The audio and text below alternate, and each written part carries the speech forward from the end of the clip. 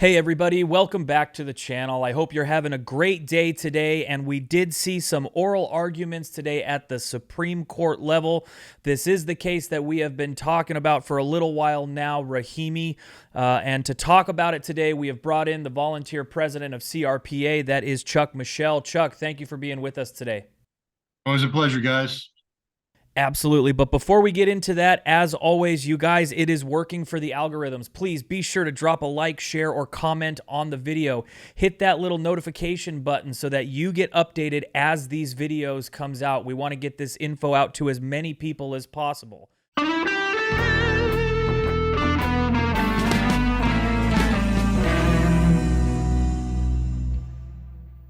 So, Chuck, let's just dive on in right here.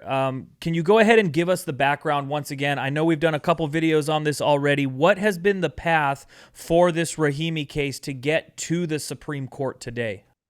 All right. So remember, there are a couple different kinds of gun control laws out there. They can ban guns that they condemn as bad. They can ban places that they say guns shouldn't be allowed, and they can ban certain types of people. Well, this is what they try and do. They ban certain types of people from possessing guns. So this is in the latter category. We have multiple cases going that challenge magazines, capacity limitations, or semi-automatics, ammunition background checks. Actually, that's a prohibited person. Types of gun cases. And we have the CCW case challenging the sensitive area over designation, where they're trying to make CCWs invalid in as many places as possible, so you can't drive across town without breaking the law, even if you have a CCW.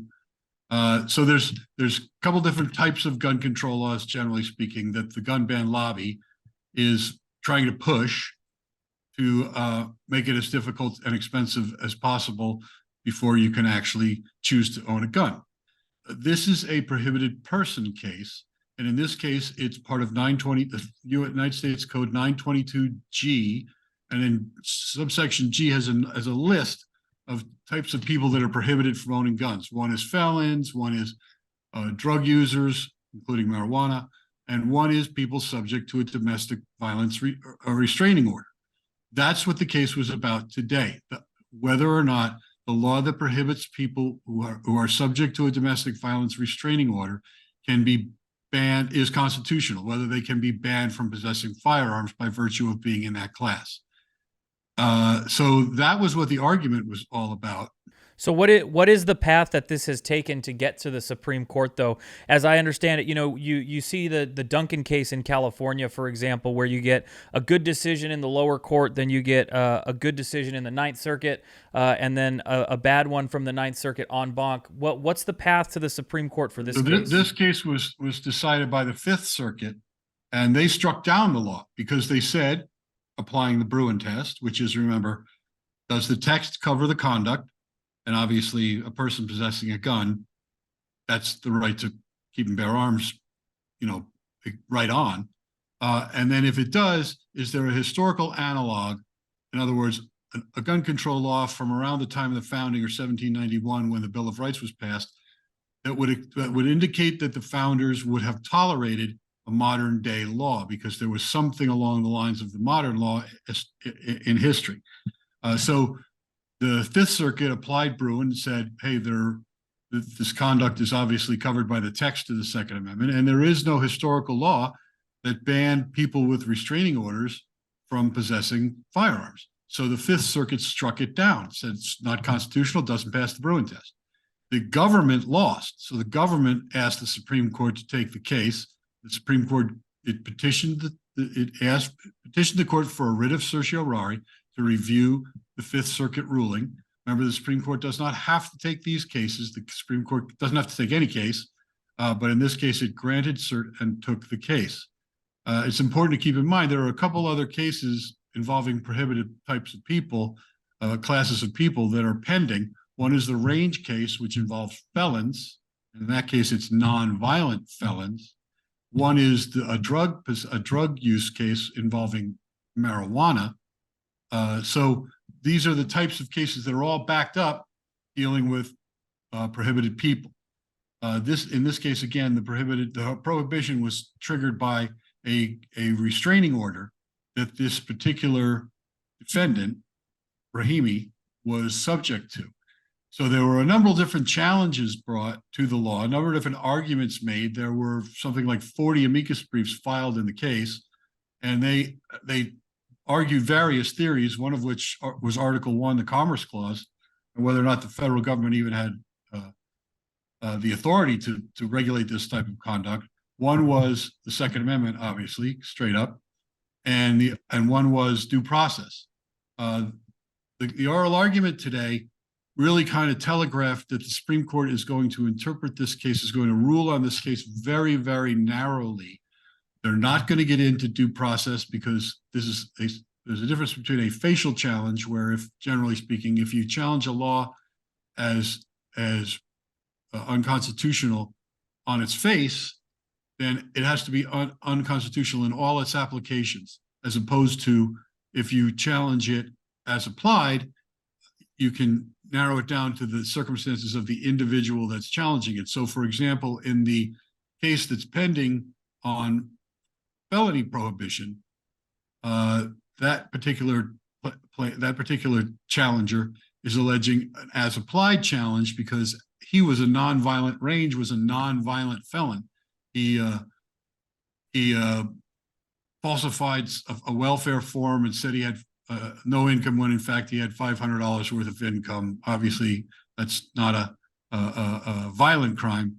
And so they're saying that as applied to him, the felon ban is unconstitutional because it's overbroad and it covers people who are not violent.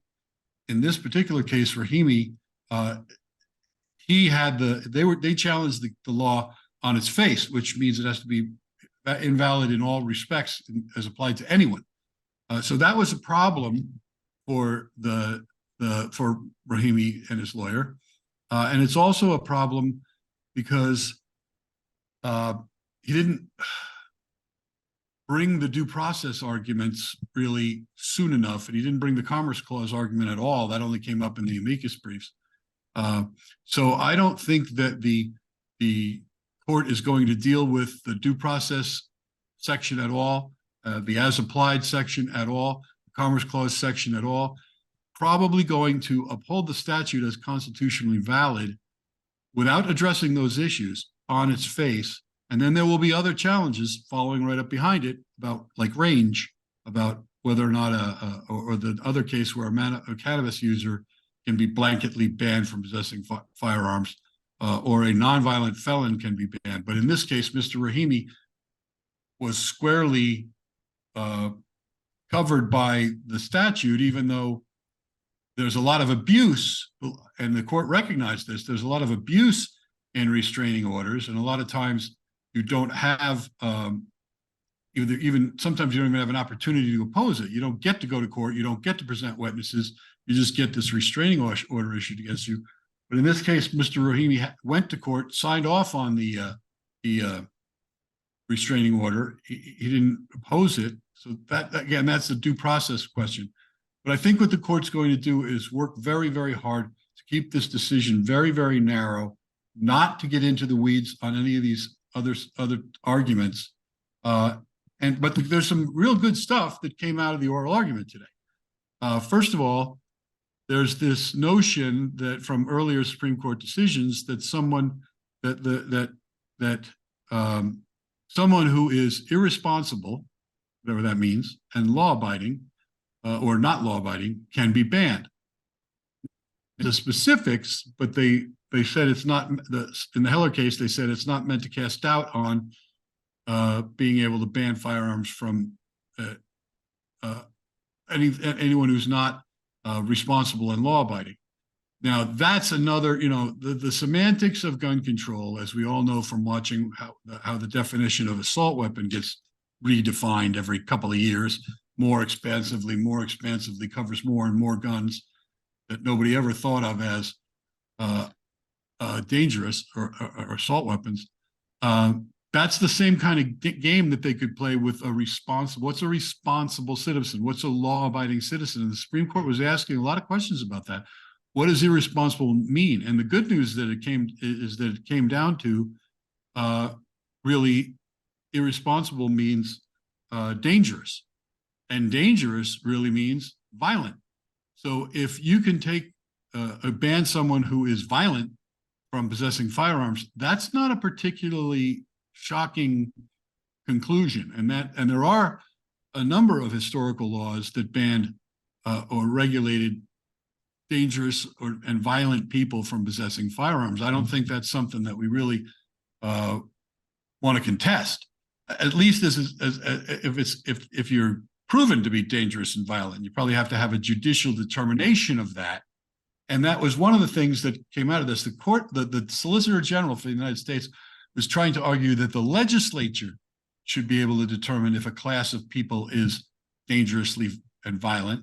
And the court seemed to be implying, at least, that no, that's not something that the legislature can do, because that makes it political, that makes it subjective. That means you can declare that, you know, anybody who ever had a parking ticket is potentially violent.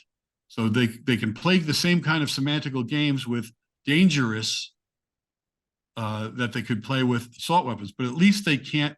It seems that they're going to lock down irresponsible to dangerous, and dangerous is going to be violent. So that gets rid of a lot of problems with determining what an irresponsible citizen is who can be disarmed. Some other good news that came out of there is if the test is dangerous and violent, but that may bode well for CCW, because in CCW, in California in particular, we're still dealing with this good moral character requirement, and which is kind of akin to irresponsible. And they're not just focusing on dangerous and violent people. They're focusing on anything, you know, the jurisdictions that don't want to issue CCWs because of the politics of that issue. And as it goes back, you know, decades in California, San Francisco, Los Angeles, even though many of those jurisdictions are now issuing more than they've issued before, they're taking advantage of this good moral character requirement to deny some people that shouldn't be denied. And if good moral character winds up meaning, if bad moral character winds up meaning you're dangerous and violent, then that's going to open the door for a lot more CCWs to be issued to people, because they can't use this subjective good moral character requirement to stop you from getting a CCW. Well, what about also, you know, that there were a couple things that stood out in my mind.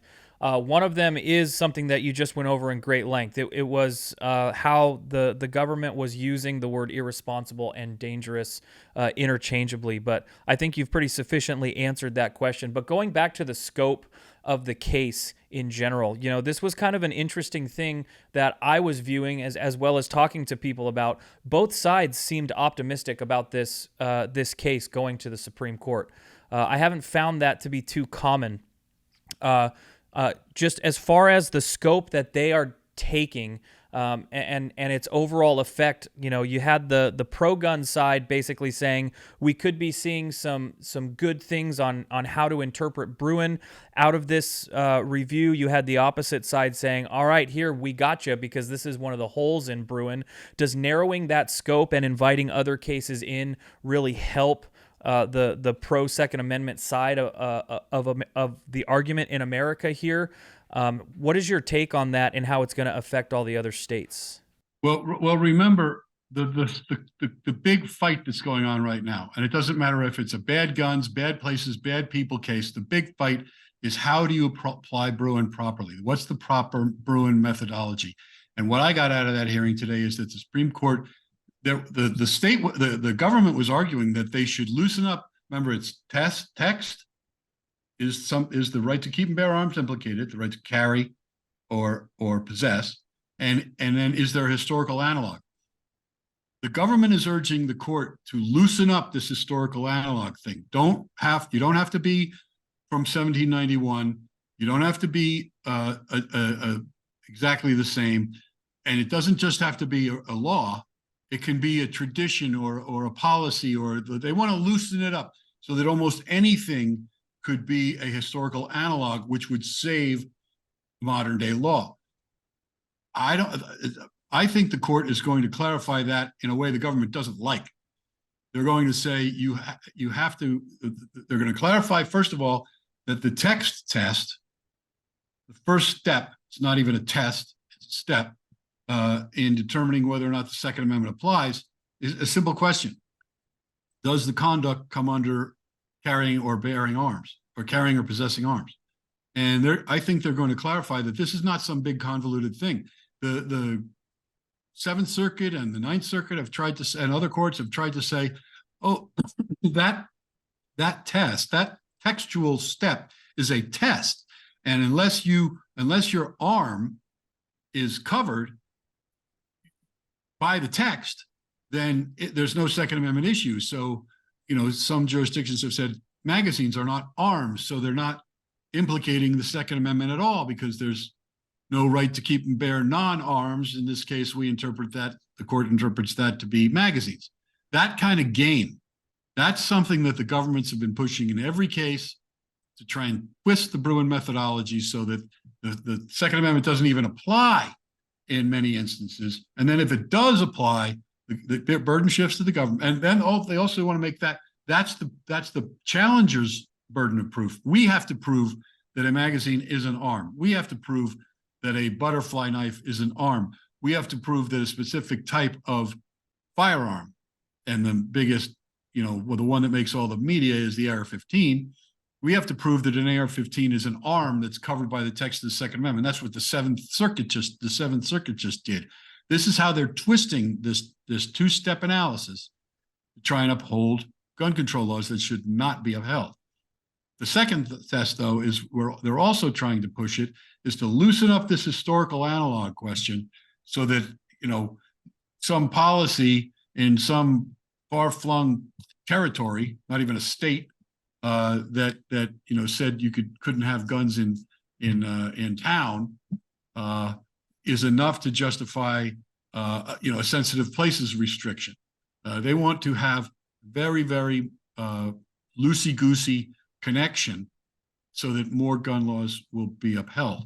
And I don't think that the Supreme Court is going to go with that. When we got into that, we were afraid that the judges would be afraid of striking down this law because Mr. Rahimi was a bad guy, and other bad guys would then be able to get guns. Other violent guys would then be able to get guns. And so we were really nervous that the court was going to water down the Bruin test, the Bruin methodology, in a way that would hurt us and make more laws be found constitutional. But I don't think that's going to happen. Well, we saw the Supreme Court get very pointed on some of these definitions. Who is not getting pointed on these definitions is the media. We've already seen the media mischaracterize this case in just a matter of a couple of hours with a lot of the language that they're using to report on it. The Supreme Court is hearing arguments over a law that prevents some people accused of domestic violence from purchasing a gun. I'm just curious, what are the important takeaways that you think people ought to know from the oral arguments today going forward? Well, first of all, the limitation on what an irresponsible citizen is. That doesn't mean, you didn't pay your water bill. It means you're dangerous. That's a big limitation that's going to help us a lot. The second is, and it's going to help us in multiple contexts, including whatever good moral character means. That's step one. But the other big one, and again, I said, methodology is the heart of the issue in every one of these cases, whether it's a magazine or semi-autos or sensitive places in CCW. All these things depend on the proper application of the Bruin methodology. And I think the takeaway from today on that score is this court is not going to water down Bruin. It's not going to loosen up the analogy. It's going to rule very, very narrowly and probably uphold the law, but on a very, very narrow ground that doesn't water down the Bruin test. So we still have 5, if not 6 judges, I think, pretty strongly on our side. They're not backing off from Bruin.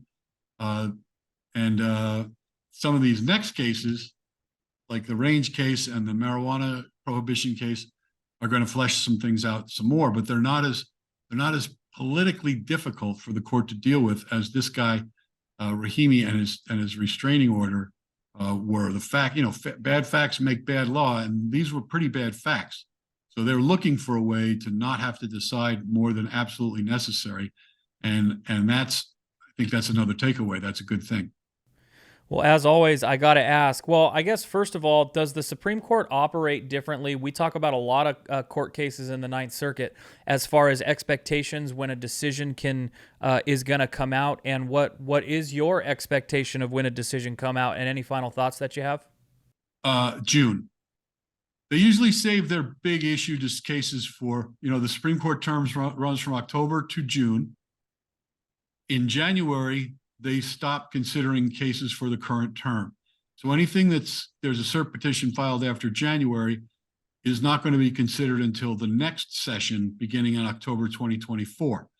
But in June 2024, all the cases that were considered this session, between this October and June, they usually issue those big decisions at the end of their session. They don't have to. I mean, they could issue it earlier.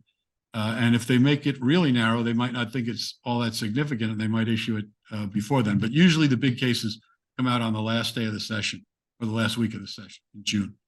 Well, we'll certainly mark our calendars and keep an eye on that. Any final thoughts on U.S. v. Rahimi and where the Supreme Court might end up going with this? Well, I think we may have dodged a bullet, to use a terminology of our culture. I don't think the case is going to do us really any harm, and it may do us quite a bit of good in clarifying the methodology. And that's a good thing, because that means we can continue to use the Bruin methodology, and the courts will be advised, hopefully clarify some of the things about that methodology to our advantage. So in the meantime, we'll keep working on all the cases that the CRPA has going, and all the other people in the other groups who also have cases going. We've got the Duncan case magazine challenge. We've got the Rhodey case ammunition background check challenge. We've got the CCW case that's about to be filed against LA County. We've got the SB2 challenge to overdesignation of sensitive places. I'm forgetting some. There's so many I can't keep track of them all. I need a list. But all those things will be helped if we get that methodology nailed down by the Rahimi case. So I'm very hopeful that we'll be able to, that this case will help us in winning all those other cases, and that some of the courts will have listened to that argument and will get that this is not their way out, and they're going to have to come to terms with the appropriate application of the Bruin methodology in evaluating and judging our laws. There's a lot of fights that we still need. We can't mail it in. There's a lot of fights that still have to be, we still have to bulldog our way through. We got to wrestle our way through the mud of all these issues. But that's what we love to do on behalf of the folks who believe in the freedom that the Second Amendment guarantees. But yeah, optimism certainly has been the name of the game since Bruin has come down, and it's always good to have that sort of thing in your corner as you're fighting against these laws. Chuck, I really appreciate you taking the time. I know you're a busy guy for coming on with us. Thanks for being here. Well, it's my pleasure. And folks, just don't give up hope here. I mean, I know the court system moves slowly. I know that you get a win, and then the Ninth Circuit stays it and takes it away from us. We'll get it back. It's going to take a little time, but we just got the gun show win. We're getting wins, and the Ninth Circuit is not going to be able to run away forever. Either the Supreme Court will slap them down, or some of the judges on that court will force the other judges to come to their senses and be faithful to the Bruin methodology, and then many of these laws will be gone for good. We've had to swallow Newsom and his predecessors' anti-gun owner agenda for far too long. So we're now in the midst of a historical Second Amendment reckoning. So everybody who can support us, you're a part of history, and we appreciate it. Absolutely. Thank you. And if you like these videos and you like this content, once again, please hit the like button, share the video, throw a comment down in the comment section, and hit the notification bell. It really helps with the algorithms to get these videos out to as many people as possible. We're going to keep up with this one as well as every other one going on in the state of California. Thanks, guys. We'll see you on the next one.